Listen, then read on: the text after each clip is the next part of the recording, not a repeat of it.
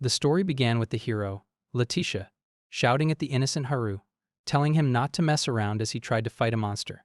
She claimed that someone like him couldn't handle a monster of that level, and that he shouldn't even attempt to fight monsters if he couldn't figure anything out. He apologized to Letitia, feeling uncertain about why he was being scolded for trying to kill a monster. Letitia responded with an angry expression, insisting that she didn't want a pathetic apology from him. She pointed out that if she hadn't come to save him, his head would have been split apart by the monster, just as she had done with it. The other members of the party were amazed at Letitia's power, watching her take down the monster in one slash. They had expected her to be strong since she was a hero for a reason, with powers on another level entirely. Being a hero was a special title given only to a chosen few, and Letitia was the youngest and top hero in history. They admired her not only for her beauty but also for her kindness, which made her an amazing person. They thought it was remarkable that she worried about someone like Haru, believing only someone kind like her could show such concern. However, they noticed she hadn't come back since taking Haru to heal his wounds, wondering if his injuries were that severe. In reality, his wounds were even worse. They were mental scars inflicted by Letitia herself. Haru was coping with her attitude, fully aware that the others were completely fooled by her goody-two-shoes act. He knew nobody would believe that her true nature could be so cruel, something he had dealt with multiple times. She ordered him to apologize to her, reminding him that their comrades were waiting and might come to check on them if they took too long. Haru realized he was the only one Letitia treated poorly, despite their childhood friendship. He thought back to how things hadn't always been this way. Since the moment she was chosen as a hero, her attitude toward him had grown colder. He had initially thought she was just letting off steam. At first, she called him useless and treated him like a jerk, despite his kindness toward her. She had made it clear that his only purpose in life was to serve as her shield and die doing that for the rest of his life. So this was the moment he knew he couldn't take it anymore. As he slowly got up to stand, Letitia asked him why he was standing instead of kneeling on the ground to apologize. He was certain now that he wouldn't endure this torture any longer, so he clearly exclaimed a loud no to her order for the first time. Letitia was shocked. She never expected him to go against her. He added that he wouldn't follow her orders anymore, and wouldn't take back his words, no matter what. This declaration made Letitia furious. She pointed her sword dangerously close to his eyes, but Haru was so resolute in his decision that he didn't even flinch. As she continued to yell at him, expressing nothing but anger for talking back, she told him to do what she said if he didn't want to be kicked out of her party. But he turned away, refusing to listen any longer. When she called out to him again, he made it clear that he would leave, just as she suggested by threatening to kick him out for not following her orders. He did exactly that, telling her she was now free to report to the guild about their quest completion, which had been his job until now. Letitia stood there, completely shocked to see him change like this. He stated that she and the party were no longer his concern. She told him to wait repeatedly as he walked away, but Haru was deeply hurt inside, realizing he could no longer tolerate this situation. He couldn't listen to her anymore, and he couldn't live in this party, or more accurately, he couldn't live with Letitia any longer. He had intentionally messed up dealing with the monster earlier because he wanted to see how Letitia would treat him. He remembered her words about him being meant only to serve as her shield and die doing it, and he knew that the Letitia he once knew would have never said something like that. The girl he had known was gone, and this was his goodbye to his former party and childhood friend, Letitia. Afterward, he went to the Adventurers Guild. The guild employee was shocked when Haru broke the news of his departure, especially after spending the last 5 years as adventurers with Letitia. She couldn't understand his reasons, to which he simply replied that he had his own reasons and smiled back. He asked if he could leave the paperwork to her, and she understood that she should help him with what he needed right now instead of asking questions. Haru then inquired if there were any quests for solo adventurers like him. He knew he had been kicked out of the party, but he also recognized that it was inevitable, given how rude Letitia had been toward him for a long time, especially recently. He thought it wouldn't be surprising if her true nature was revealed to everyone eventually. Feeling a bit down for still thinking about Letitia now that he was free, he wished he could let go. The employee told him that she couldn't find any quests for a solo adventurer, as there were only quests available for parties at the moment. Haru was disappointed and wondered what he should do since he didn't even have enough money to afford a place to stay. Just then, a cute girl who caught everyone's attention approached him, smiling as she introduced herself as Alice, a fellow solo adventurer. She asked if they could talk, and he agreed to hear her out. Alice explained that she was also looking for someone to form a party with to secure a good quest for herself. She suggested they team up, and Haru felt happy to be invited, though he hesitated, stating that he was really weak and didn't think he would be helpful to her. He worried that he might end up causing trouble instead. She questioned why he felt that way about himself, reminding him that he had been in a hero's party before. Haru honestly told her that he was just a chore boy for them, which surprised her. She asked again if that was really the case, and he showed her his adventurer's card. It stated that he was only a level 7 wizard. Alice told him that level was fine for now and suggested they give it a try and accept a quest together. She was a bit straightforward with him, and he couldn't understand why she accepted him so easily. Taking his hand, she said that even if he was broke, they should try it out first. They ended up taking a quest to slay wolves and headed straight into the forest to deal with them. Alice was brave, even when the wolves charged at them with their teeth bared. She gripped her sword tightly and started slashing at them with her sword techniques. However, a wolf attacked her from her blind spot, but Haru quickly took care of it. Assuring her that he had her back, he saw her expression light up with gratitude. After that, Alice freely killed the wolves in front of her, while Haru handled those coming at her from behind with his daggers and sword techniques. They managed to defeat all the wolves, and soon Alice cut down the last one. She sighed after the long fight and remarked that they had taken down so many, meaning they had finally completed their quest to subjugate the wolves roaming the borders of the city. Haru felt glad that he wasn't a bother to Alice. While she thought differently, she believed he was truly amazing out there. He was surprised to hear her compliment him. Alice told him that the fight had been easy, thanks to his skills, particularly his swordsmanship despite being a wizard. She noted that his timing and attacks made him a real expert support. Grabbing his hand to thank him for the backup, Haru was startled and quickly pulled his hand back, insisting it wasn't a big deal. Alice insisted it was awesome and remarked that his attacks resembled those of a professional with years of experience. Hearing such praise moved Haru, especially since he had always been mocked or yelled at by Letitia for being in the way during fights. He felt a bit strange and lowered his head, experiencing this warmth for the first time in a while. When Alice asked if he was okay, he claimed it was just that his heart felt squeezed. She moved closer to check if he was sick, but he assured her it was nothing serious and laughed it off. Suddenly, a huge wolf appeared nearby, catching Alice's attention. She became frightened at the sight of it, and before they could process what was happening, the wolf attacked. At the last moment, Alice managed to push Haru out of harm's way, but in doing so, her left arm was injured, and she began to bleed heavily. Seeing her hurt, Haru became worried, and she urged him to run away quickly. He asked why she wanted him to leave at a time like this. Alice's face turned pale from blood loss, as she explained that this monster, the king wolf, wasn't supposed to be in a place like this. She had initially considered taking Haru and running, but knowing the king wolf would catch them, she decided to stand her ground and fight. She wanted to protect him, even if it cost her life. She urged Haru to run, fully aware of how dangerous the situation was, but she felt a strong sense of responsibility to protect him, since she had brought him here in the first place. To her surprise, Haru asked why she was panicking. He pointed out that it was just 2 against 1 wolf, treating the situation as if it weren't unusual. Alice couldn't believe how calm he was about facing the king wolf. Haru then started walking toward the beast, and when Alice tried to stop him, he stood his ground, asking if she had ever encountered a parent wolf like this before. He figured he shouldn't have been surprised by her shocked expression, given that he was just as taken aback by the king wolf's presence. When Haru first saw the king wolf, Alice asked him what he was thinking at a time like this. She warned him that this king wolf was beyond what a level 7 wizard could handle. But as the monster attacked, Haru cast a simple fire spell that obliterated the king wolf completely. The force of his attack melted the ground in its path, marking the completion of their subjugation quest.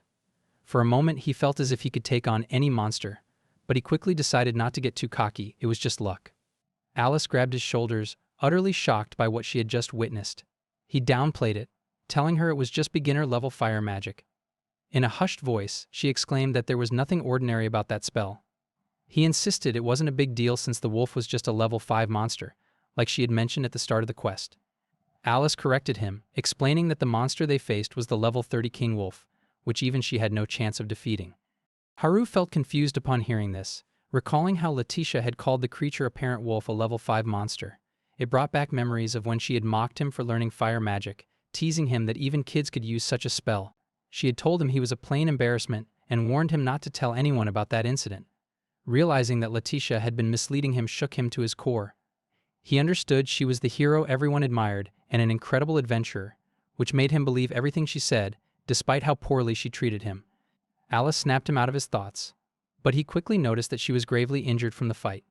She assured him she would be fine, but to her surprise, he asked her to stay still while he used a healing spell on her. Alice stared at him in astonishment.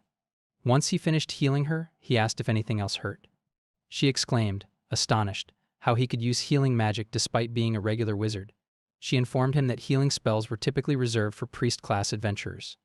Haru had never heard anything about healing magic being exclusive to priests, so he insisted that he just used a basic spell that any wizard could cast. Alice realized that his understanding of common sense was off, and she felt a bit dizzy from his ignorance. She warned him that there must be something wrong with his adventurer's card and asked to see it again. He agreed and assured her it was an official card from the guild. Alice remained skeptical and asked when he last updated it. He replied that it had been 5 years, and he hadn't renewed it since it was issued. She couldn't believe it. 5 years without any checkups was ridiculous. Haru thought he might have said something odd, but Alice pressed him about why he hadn't gotten it renewed all this time. Determined to fix things, she suggested they head back to the guild quickly. Once there, Alice informed the guild employee that they needed to renew Haru's adventurer's card. The employee agreed and showed Alice the renewal fees, which she readily accepted to pay. Haru protested, saying it was too expensive, and that she shouldn't pay for him. Alice insisted it was fine. She felt she wouldn't be able to sleep knowing it wasn't updated. She couldn't comprehend how dense Haru was for thinking that defeating a king wolf or using healing magic was ordinary. Alice reminded him they also had a reward for completing the quest, but he insisted she shouldn't spend her share on him. She insisted she was doing it for her own peace of mind and pointed out that he had saved her life back there. Alice requested to pay him back for the favor, adding that it felt like this wasn't enough to repay him, and that she should devote herself to him even more. Haru felt embarrassed to hear that from someone as cute as her and looked down, prompting Alice to tease him about imagining something inappropriate. He quickly denied it, insisting he wasn't thinking anything of the sort. They continued to talk openly, sharing laughter and good vibes. Alice found Haru's seriousness amusing, and he realized he felt warm and at ease in her presence. As they chatted, he couldn't help but reflect on how long it had been since he felt this peaceful in his life. It felt strange yet comforting, and he savored the moment, grateful for the connection they were building. Then Haru remembered something and turned to Alice, expressing his concern about the importance of getting his adventurer's card renewed, especially since it was costly. Alice explained that it was crucial because the card represented an adventurer's identity, and without knowing his strength, he could run into trouble down the line. She couldn't believe he had gone so many years without updating it. Haru recalled that it was actually Letitia who had told him that renewing the adventurer's card was useless for someone like him, deeming it a waste of money. She had mocked him for making it this far without knowing his place, which made him hesitate to share this with Alice. Instead, he shrugged it off, saying that he only did chores, so it wasn't important for him to get evaluated. Alice was disappointed to see how much he lacked in basic knowledge, pointing out that adventurers should renew their cards every 6 months. Haru was taken aback. He had never heard that before. He realized that under Letitia's treatment, he wasn't even allowed to do something as essential as renewing his card. It made him wonder why she had gone to such lengths to mistreat him. At that moment, the employee returned with his card, which held the answers he sought. Alice asked if it was completed, and the employee informed them there was something unexpected. She handed the card to Haru, who read it, and was shocked to learn he was actually a sage with a level of 82. The guild employee hadn't expected him to possess such tremendous power all this time, and for Haru, it was a significant revelation. He remembered that even Letitia was only level 55, which meant he was far stronger than even her. Alice was astonished, noting that a sage was a rare class that only a small fraction of people achieved. Haru's world felt like it had turned upside down, leaving him with an emptiness. He couldn't recall when he had become a sage or how he had surpassed Letitia's strength. The most shocking thought that lingered in his mind was whether Letitia had known about his power all along. Both the employee and Alice were stunned by this revelation, unable to comprehend how Haru had transitioned from a wizard to a sage. Alice informed him that sages were experts capable of wielding any magic they wished, including healing spells. This explained how he had been able to use healing magic, but she was still baffled that such a basic fire spell had been powerful enough to slay a king wolf. Noticing that Haru was frozen in place, staring at the ground, Alice asked if he was okay. Haru's emotions felt numb and chaotic as he grappled with the realization that there was no way Letitia wouldn't have known about his true strength. It made him question her motives. Why had she lied to him all this time when she was revered as special by everyone? He also learned that everything he had believed about Letitia's behavior as stress relief was far from the truth. She had been taking out her hatred on him, unable to tolerate the fact that there was someone stronger than her. Just then, Alice called out his name, breaking his thoughts, and suggested they go eat something since she was hungry. Haru complied, and they headed to a cafe where they ordered their meals. Alice splurged on the food, wanting to celebrate their successful completion of their first quest together. Despite the cheerful atmosphere, Haru felt down and believed he should share everything about his past with Alice. She had reached out to him in his time of need, offered to party with him, and saved him, showing kindness when he needed it most. This made him feel that he owed her an explanation. However, Alice quickly sensed his struggle and assured him that he didn't need to force himself to share anything he wasn't comfortable with. Haru was moved by her understanding. She continued, saying that while talking to someone could sometimes lighten the burden, there were also moments when it could be too painful. She wanted to know about his relationship with Letitia, but didn't want to hurt him by bringing up sad memories. Haru listened carefully, asking if she was truly okay with hearing about it. Alice reassured him that she was completely fine and expressed her concern for his well-being, saying she didn't want him to look like a lost child as he had just moments ago. This reminded Haru of a memory from his past when Letitia had comforted him after he felt lost. She had held his hand and promised to protect him, but now she felt more like a demon, reducing him to nothing more than a shield for her. For a long time, Haru had hoped that Letitia might return to being the childhood friend he once knew. He tolerated her scorching words and abuse, believing that it was out of concern for him. However, he began to wonder if he was the only one holding on to that belief. Overwhelmed by emotions, he broke down in tears, and Alice held his hands tightly, supporting him as he released all the mental pain he had endured over the years. After dinner, they went for a walk, and Alice commented that the meal had been delightful. Haru nodded in agreement, appreciating the small moment of peace amid his inner turmoil. But then Haru apologized for crying in public. Alice assured him not to worry about it. This was the right moment for her to ask if he would like to travel with her from then on. She also wanted to repay him for saving her life, expressing her belief that they would experience good things together. She asked for his thoughts on this. Haru looked down, contemplating her offer. He wanted to say yes, but before he could, Letitia interrupted. She appeared, angry as always, and exclaimed that she had finally found him. She scolded Haru for being a handful and causing trouble by running away from the party, urging him to return once he had calmed down. Haru couldn't believe Letitia and felt a heavy weight settle on him as he prepared to confront her. He sighed, exhaling all the pain he had been feeling. Letitia scolded him for his careless attitude, and he reminded her that he was sure he would be expelled from the party instead of leaving them. Letitia loudly declared that there was no way he would survive without her, telling him to stop whining and come back. Then came the harsh part. She ordered him to return to his master, scolding him for being talentless. Haru questioned if it was appropriate for her to say such things, and Letitia quickly replied that she didn't care about his opinion. He pointed out that she was yelling at him in public, where everyone could see. Realizing this, Letitia panicked, and the onlookers began murmuring about the hero they thought was kind, but who was acting very differently from the rumors. Aware that she was in a tight spot, she leaned in and whispered to Haru to meet her at the southern gate later.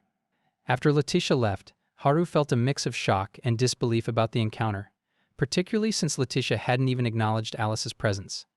Alice then asked if the person they had just met was really the Sword Princess, Letitia.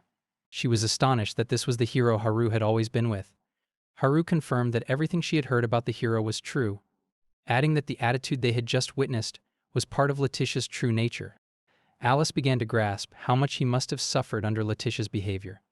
Haru suggested they look for an inn since it was getting late. Alice felt sad for him, but they continued together to find a place to stay. Once they secured accommodations, they wished each other goodnight, promising to meet again the next day. Alice stopped him and said it might not have been her business, but she wanted Haru to know that he wasn't anyone's belongings and to never forget that. Haru felt moved to hear that he was free, so he thanked Alice for saying those words to him. Later, in the middle of the night, Haru lay on his bed, unable to sleep. He felt a bit uneasy, so he got up and started walking. When he stepped out of the inn, he noticed that Alice seemed to expect him to leave for the meeting with Letitia. She worried for him as Haru made his way to the southern gate. When he confronted Letitia there, she yelled at him for being so late and demanded to know who he thought he was to make her wait. She accused him of biting the hand of the master, who fed him, saying it wasn't a good thing for a servant like him. She called him many worse things, but Haru called out her name. To her surprise, he told Letitia that he had always considered her his treasured childhood friend, which was why he had endured all the abuse she had given him. Letitia was shocked to hear him talk back, especially when he told her that he never remembered becoming her servant. Haru asked Letitia why she had turned out this way, but to his shock, she stared at him with cold eyes. Shouting at him, she shattered his last hope of receiving a reasonable answer. She said she didn't expect him to think of them as equals, and that he couldn't just fight back and get away with it. In a fit of rage, she grabbed his collar, making it clear that she wouldn't let him leave, because she believed she was the only one who could save him. He didn't understand what she meant by saving him, while her eyes glared at him like a demon's, wanting to control him. He remembered the face of his little childhood friend Letitia, and then Alice's face when she told him that he wasn't anyone's belongings. That thought opened his eyes and gave him the courage to oppose Letitia and shake her hand off. He pushed her back and made it clear that this was goodbye for good. Hearing this infuriated Letitia to the point where her anger snapped. She drew her sword, pointing it at him, warning him to prepare to lose one of his arms or legs. Haru could tell she wasn't kidding, and he tried to brace himself. Letitia closed in on him in the next second, moving too quickly for him to dodge. She launched her attack, the triple slash, and he remembered it was a top-tier skill. Acting fast, he cast a beginner's shield magic to block it. To his surprise, the shield not only blocked her attack but also sent her bouncing back a few meters. She couldn't believe he had stopped a top-level sword skill with just beginner defense magic. Her disbelief turned into anger, and she told him that his magic was seriously ridiculous. She felt she couldn't tolerate him after that, and her rage only intensified. She warned him that next time, she would go all out, so he better apologize before he ended up dead at her hands. Letitia added that his fire attack wouldn't work on her either, so he shouldn't get too worked up about defeating a level 30 King Wolf, considering he was now up against a level 55 hero. Haru prepared himself for her next attack, focusing on a counterattack of his own. He put all his strength into an orb, which surprised Letitia with its size and the amount of magical energy it contained. Haru told her it was his first time using magic seriously, but it felt fair since she was also going serious for her next attack. Letitia sensed she might die from his magic and tried to get him to stop. She accused him of holding back all this time, goosebumps creeping up her arms from what was about to happen. Haru ignored her words and shot his strongest magic attack at Letitia, causing a massive explosion in the area. After the dust cleared, he called out to Letitia to see if she was still alive. He was shocked to find her lying on the ground, injured all over. He couldn't believe he had really won against her, but Letitia still insisted she hadn't lost.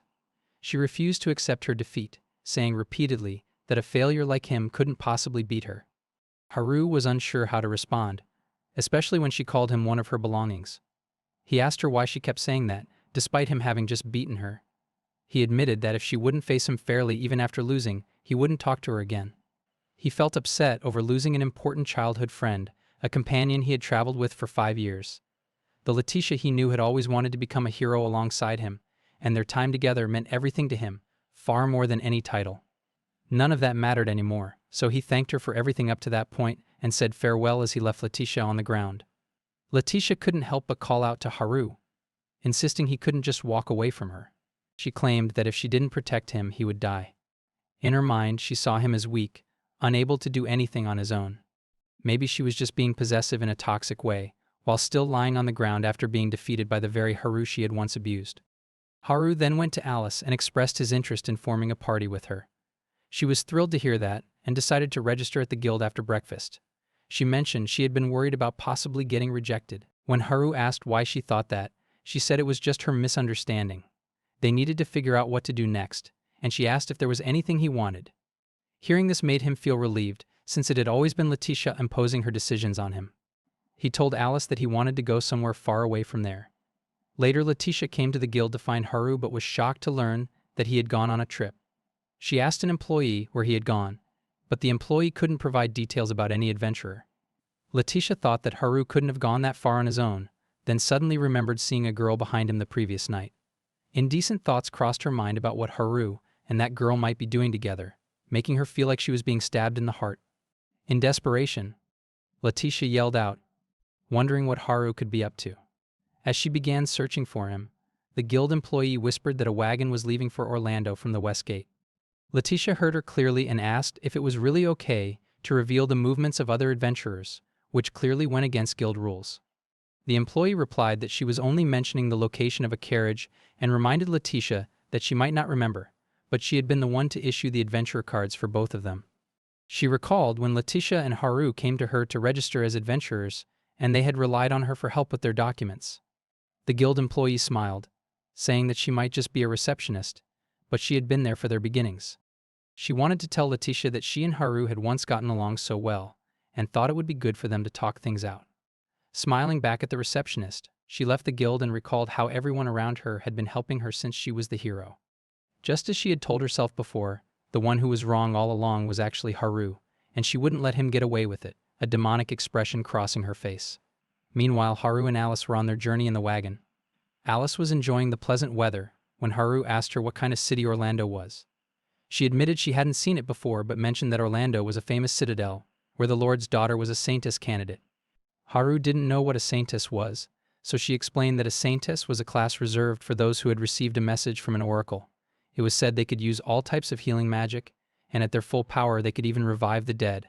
Haru was amazed by the powers of a saintess. Alice felt happy and proud of herself for giving Haru a professional-looking haircut. She told him it suited him and was much better than his previous hairstyle. She asked if he had never cut his hair before, to which he replied that he had thought he looked ugly and unpleasant.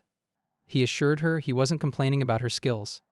Desperately, Alice showed him a mirror and asked if he had ever looked at one before. He noticed she could be scary at times. When Alice asked who had called him ugly, he recounted how Letitia had told him he was unpleasant to look at and should grow out his hair to hide his hideous face. Alice couldn't believe Letitia had said that, and what was worse, that he had accepted it. Haru then mentioned that Letitia was an incredibly skilled adventurer, even if she was a bit warped at the moment. He believed she was always right since childhood. Alice couldn't take any more of his talk about Letitia and shouted his name in awe. She encouraged him to have more confidence in himself, insisting he was stronger than he thought. It was the first time anyone had told Haru that, and he asked if it was because he was a level 82 sage.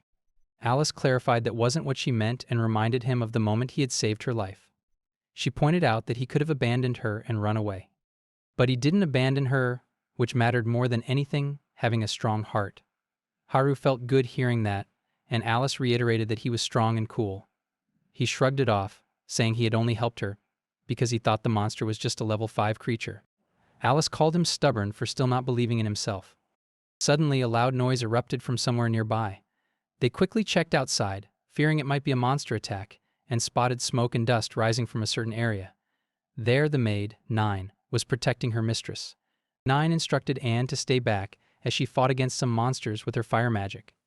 They thought they had taken care of the monsters with that attack, but their opponents turned out to be death ants, which had a high resistance to magic. 9 urged Anne to run away with the guards while she distracted the ants.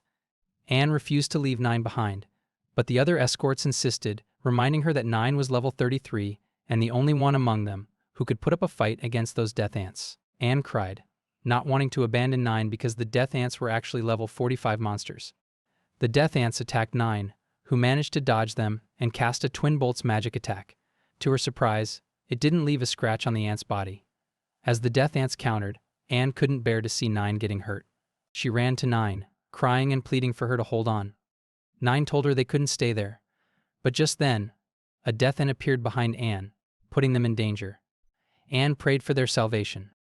At that moment, a fire magic attack struck the death ant, saving both of them. They hadn't expected to be rescued like that, making 9 wonder if the fire attack had been an advanced spell. She looked up to see Haru approaching her, asking if she was okay. Alice scolded Haru for being a bit careless in the previous attack, warning that it might have caught Anne in it as well. Anne asked Haru if he was the one whose magic had saved her, and he admitted that it was. He then offered to treat her injuries and noticed her cross necklace, which left Anne mesmerized by him. She immediately asked who he was.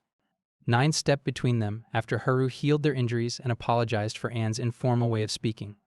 She then properly thanked him for saving them and asked for their names. Haru introduced himself and Alice, and Anne kept looking at him, making Haru nervous. He turned to Alice, asking if he was being stared at for having a painful face to look at. Alice reassured him that wasn't the case. 9 then urged Anne to stop staring and to introduce herself properly. Anne apologized for missing out and introduced herself as the Angle Autumn, the daughter of the Lord of Orlando and a saintess in training. 9 was her personal maid. Haru was excited to meet someone chosen by the oracle, just like Alice had said, which flustered Anne. He called her amazing for being an expert class in healing.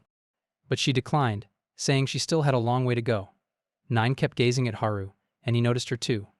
Once she was sure they were adventurers, she asked if they were in a rush. Haru replied that they weren't, so 9 asked if he would accept her quest to accompany Anne on her pilgrimage. Anne was startled to hear 9 make such a proposal out of the blue.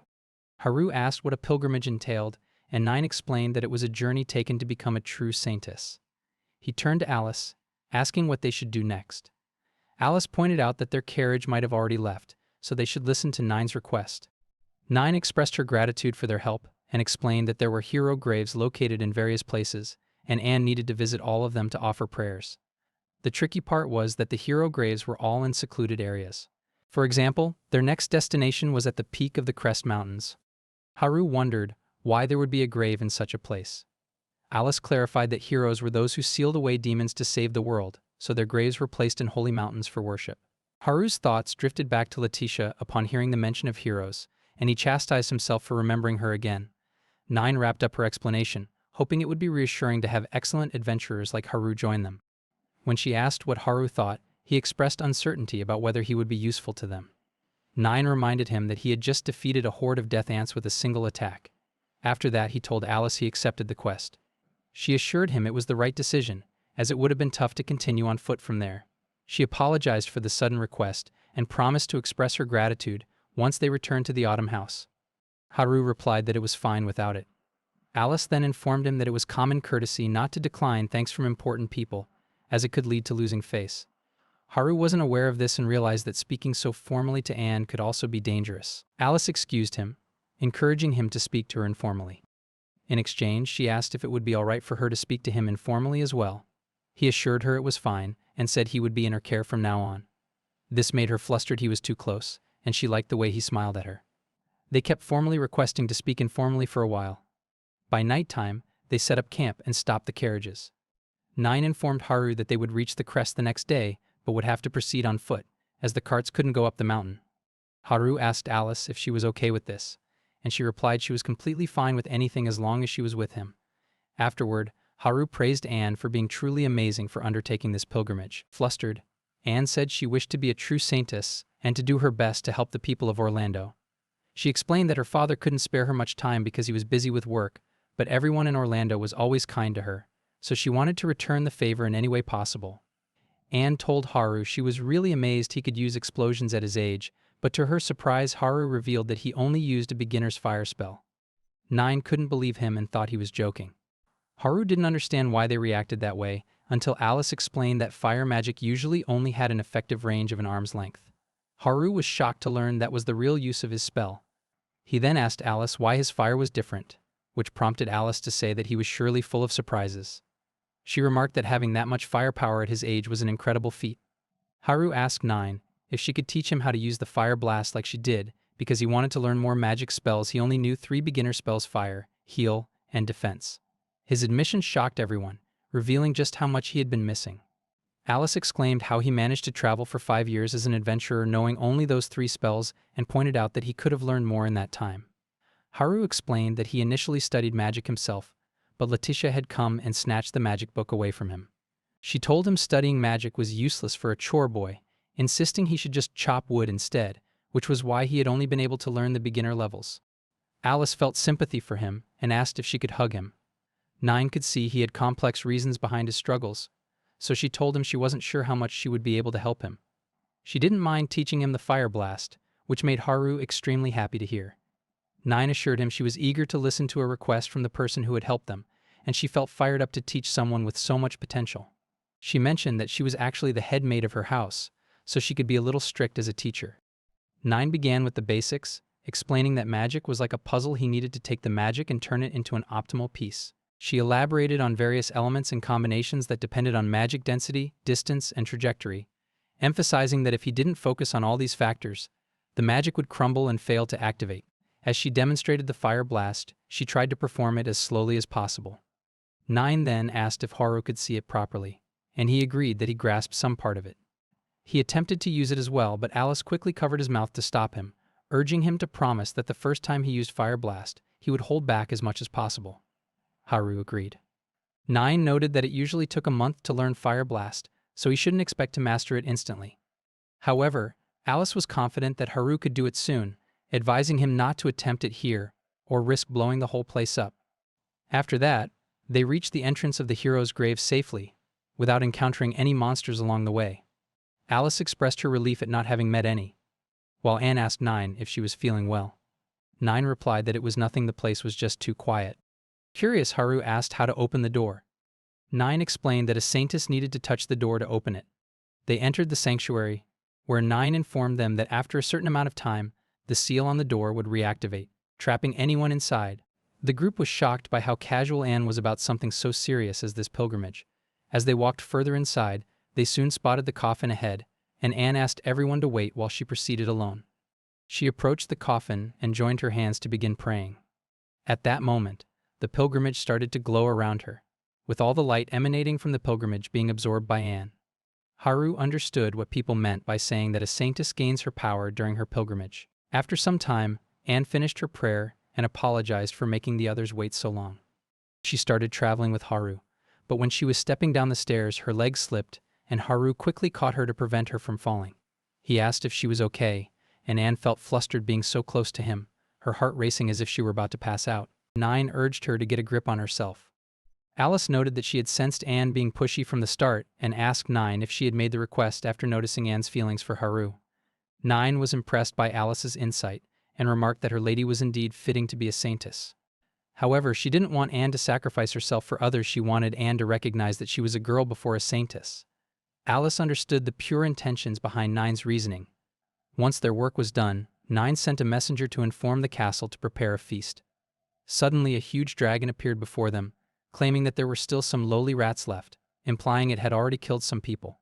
Everyone except Haru felt a chill run down their spines at the sight of the dragon, unsure of what to do next. Meanwhile, back in Orlando, Letitia had arrived looking for Haru but was frustrated to find he was nowhere to be found. She guessed he might be wasting time on the way to the Crest Mountains. As she pondered whether to start searching for him along the same route, she berated herself for acting like an idiot over Haru. Just then, a man behind her informed the crowd that a dragon had appeared on the Crest Mountains. The people regarded it as a bad omen, especially since Anne was there for her pilgrimage. They considered sending some advanced magic users, but another person reminded them that dragons had magical resistance on their scales, so for now, they could only alert Anne's father about the situation. Letitia initially brushed off the incident until she heard that a male wizard with powerful fire magic was accompanying Anne. Alarmed, she took off running, frustrated at the thought of Haru getting into trouble. As she ran, she reminded herself not to let Haru do anything reckless. She thought it would have been easier if he had just listened to her. Determined, she resolved not to let anyone oppose her this time because of Haru. Suddenly she stopped, reflecting on why she even wanted to become a hero in the first place. Letitia recalled that she had always wanted to be a hero since childhood, but now she felt uncertain about her motives. As she tried to remember, an intense headache hit her, causing her to drop to her knees, clutching her head in pain. She realized that every time she tried to recall that particular reason, she suffered an overwhelming headache, leaving her confused. Her thoughts about protecting Haru began to morph into a desire to control him, which made it difficult for her to think clearly. She wondered how long she had felt this way, and then it hit her she had experienced this feeling since she started traveling with Haru. When she had defeated the Demon King, a dark creature had emerged from her shadow and stabbed her not physically, but mentally, causing chaos in her thoughts. Once her mind calmed, she devised a plan to lock up Haru. It seemed that Letitia had been under some form of control all along, leading her to inadvertently hurt Haru. Unaware of this influence, she set out to find him. Meanwhile, at the entrance to the hero pilgrimage, the dragon attempted to attack them with its massive tail. Haru expressed his amazement, noting that it was his first time seeing a dragon, and he asked Alice if they were different from other monsters. Alice explained that dragons were entirely distinct creatures, while monsters were typically servants of the demons. Dragons were a proud race that followed no one. She urged them to run away, and planned to use a flash bomb to confuse the dragon and create an opening. However, Nine interjected with information she had read in a book, explaining that the dragon outside was a superior ancient dragon, sure to possess incredible magic resistance, making flash bombs ineffective. The dragon itself confirmed this, stating that magic and swords would not work against it either, and ominously declared that their only option left was to die. The dragon then presented them with a choice: they could be swallowed whole or eaten limb by limb. Alice, Nine, and Anne were terrified by this ancient dragon's threat. To their surprise, Haru stepped forward confidently and greeted the dragon casually, asking if they could have a conversation. Alice gasped at his boldness, but Haru continued, saying that if the dragon could use human words, he wanted to talk. He apologized for intruding into its territory, explaining that they needed to visit the hero's grave and would leave immediately. Much to their astonishment, the dragon listened intently, chuckling at Haru's casual demeanor. It found it amusing to be spoken to as an equal and noted that it was the first time it had encountered a human like him. The dragon moved closer and recognized that Haru was a wizard. It then proposed a bet Haru would attack it with all his might, and if he could make the dragon flinch even slightly, it would overlook their trespassing. Haru accepted the challenge, while the dragon, feeling a twinge of pity for him, thought Haru would have a difficult time. Then, to the dragon's surprise, Haru unleashed a fire blast aimed directly at it. The attack confirmed Alice's doubts about Haru's capability to perform such a spell, and the dragon felt pain from the impact. Alice watched in shock as the dragon, despite sustaining damage, managed to endure Haru's magical assault. Nine was equally surprised by the dragon's impressive magic resistance, even with its scales burned in the process.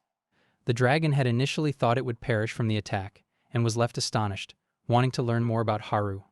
Haru then called out to Alice, thanking her for the advice that had enabled him to execute the magic attack. He looked at her cheerfully, expressing his gratitude, but also excused himself to the dragon, stating that he had promised his comrades to hold back as much as possible during the encounter. The dragon, astonished by this revelation, listened as Haru expressed a desire to retry the attack at full power. The mention of a second attempt filled the dragon with terror. It lowered its head to the ground in apology. When Haru asked why it was hiding its head, the dragon admitted to feeling overconfident. It explained that most humans fled at the sight of a legendary dragon, leading it to believe it could roam freely and enjoy itself among humans. However, the dragon had never anticipated encountering someone like Haru. Haru, still unsure why the dragon seemed terrified of him, apologized for scaring it. The others were left astonished, realizing that Haru's strength was greater than that of an ancient dragon. Haru reassured the dragon that he did not hold a grudge for its previous attack, as long as it acknowledged its mistake. The dragon was moved by Haru's merciful nature and the fact that he possessed such immense power without pride.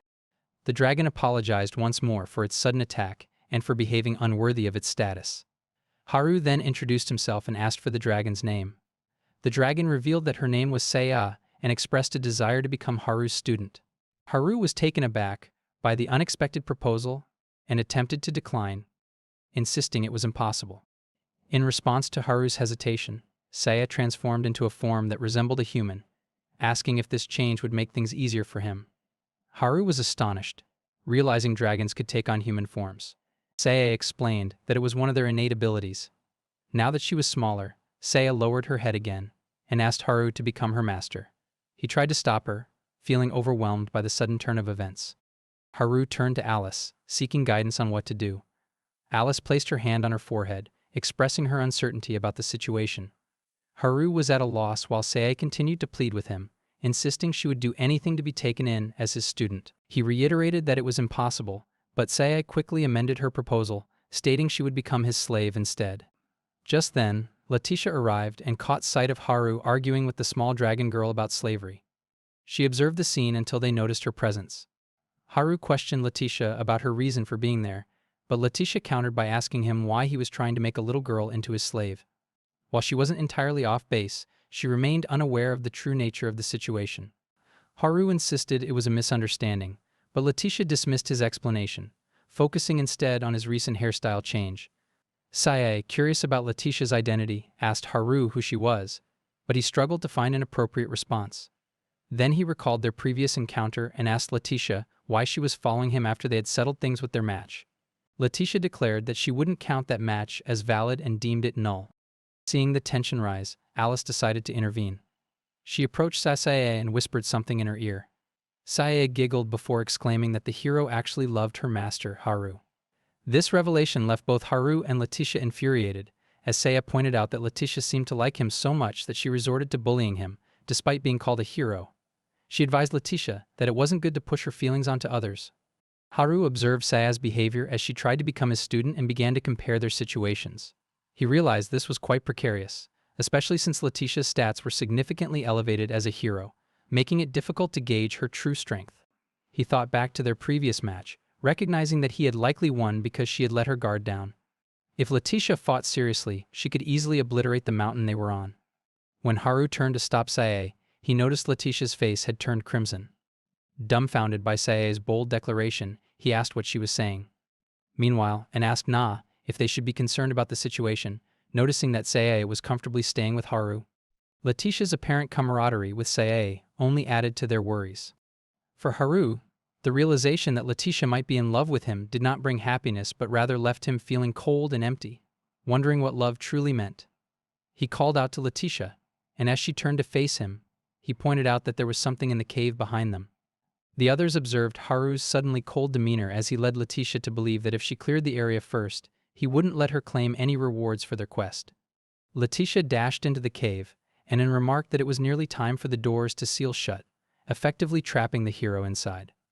Alice asked Haru if this was all right, to which he replied that it would be fine since Letitia would likely manage to get out on her own in a few days. Alice was surprised to see this side of Haru, while Sae noted that her master seemed extremely cold, advising her not to provoke him. Later that night, Haru expressed gratitude to everyone for their efforts that day and mentioned that it was time for everyone to sleep, ensuring there were enough blankets so no one would catch a cold sleeping on the floor. As Alice scanned the area, she noticed Haru was missing. After searching for him, she found him sitting alone. She approached him and reminded him to let her know whenever he wanted to go off by himself, emphasizing their partnership. Haru admitted that his thoughts were jumbled and asked Alice if someone professes their love. Alice was taken aback by his question but contemplated it for a moment before responding. She explained that love doesn't always require a formal acceptance. What mattered most were his own feelings. This prompted Haru to reflect on his early days with Letitia, when he never considered leaving her. However, he felt that she had transformed into someone entirely different, making it seem irrational for her to follow him now. Alice recognized Haru's confusion and assured him that she would always stand by him. However, she confessed that she had a secret motive for her actions, which prevented her from fully assisting him in this matter. She encouraged him to focus on a single goal for his journey, leading him to question if that was even feasible. Alice responded affirmatively, stating that anything was possible, which made being an adventurer incredible since there were no rules dictating their objectives. Feeling a bit relieved, Haru realized he didn't have to respond immediately. Out of curiosity, he then asked Alice why she chose to become an adventurer. Alice was momentarily startled by the question, as it was one she had never been asked before. After a brief pause, she explained that she didn't have a particular reason for her decision, it had simply felt right at the time. But Alice had been hoping to meet someone special. Haru heard her words and thought they should quickly head out to find that person, but Alice assured him that there was no need for that now, as she had already met them around the same time she met him. Haru felt happy for her, and as she quickly got up and ran back, she reminded him to keep warm in the breeze. He thanked her for her concern, but once she left, he found himself wondering what kind of person Alice wanted to meet. Meanwhile, Alice recognized how close she had come to revealing too much. It was dangerous for her to say things like that to Haru, because he was the very person she had been searching for all along. This thought led her to reflect on her past, remembering the first time she had met Haru 10 years ago. Back then, Alice was a cheerful girl who had just moved into the town where Haru lived. Her parents had asked if she was feeling okay, and little Alice enjoyed gazing out the window, admiring the beauty of the village. She watched as her parents helped move things into their new house, and her father encouraged her to go outside and play for a while. After receiving permission from her mother with a reminder not to stray too far and to return before it was time for her medicine, little Alice set off to explore. She wandered by the village river and among the trees, relishing the fresh air. It was the first time she could walk for an extended period without feeling any pain in her legs, leading her to believe that her sickness might be cured in this village. Suddenly, a boy fell from a tree right next to her. To her surprise, it was Haru. He introduced himself and asked if she was the new girl who had just moved to town. Alice eagerly introduced herself in return, and he extended his hand, inviting her to play. She vividly remembered that day. It marked the beginning of their friendship. Haru inquired if she was in town for medical care, to which she explained that the city's dust had worsened her illness. He then suggested that, instead of playing tag, they could take a slow walk around the village together, hoping that she would feel better soon enough to join in the fun. Alice smiled at his reassuring words, and together they spent the day walking and talking, creating a cherished memory that would stay with her for years to come. The next day, however, Alice ended up with a fever. Given her weak body, she could only manage a walk once a week. She worried that Haru, her only friend, might hate her for being unable to play. Desperate to get better, she longed to be healthy enough to spend time with him again. Haru was always attentive to her condition, which made her feel both cared for and a little jealous of Letitia, who seemed to have a carefree spirit. Alice realized she didn't play much with Letitia, who often complained about her life, while Alice wished someone would share their struggles with her. Despite their differences, Letitia was a kind person, wishing Alice a speedy recovery. Their playful times together brought Alice joy and helped her heal. She considered those moments with both Haru and Letitia to be the happiest times of her life. Unfortunately, those happy days came to a sudden end. One day, Alice wasn't ready for what was to come. She started coughing up blood. Panic set in as blood marked her hands and the ground beneath her. Haru rushed to her aid, but it was the day of the festival, a day she had been excited about after being invited by him. Instead of joy, she experienced a terrifying attack that had not occurred since she had met him. Thankfully, some adults nearby helped her, and she managed to escape. Yet, the sight of herself covered in blood was horrifying for both her and Haru. From that day onward, everything fell apart for Alice. Haru blamed himself for the worsening of her sickness, leading to deep trauma. He cried nearly every day, even to the point of vomiting his food, which left him dangerously weak. By the time Alice learned of Haru's condition, 2 weeks had already passed since her collapse. Distressed, she asked her parents why they hadn't informed her about what happened to Haru. Her parents explained that Haru was no longer in such a state. He had started to recover, but the emotional scars remained.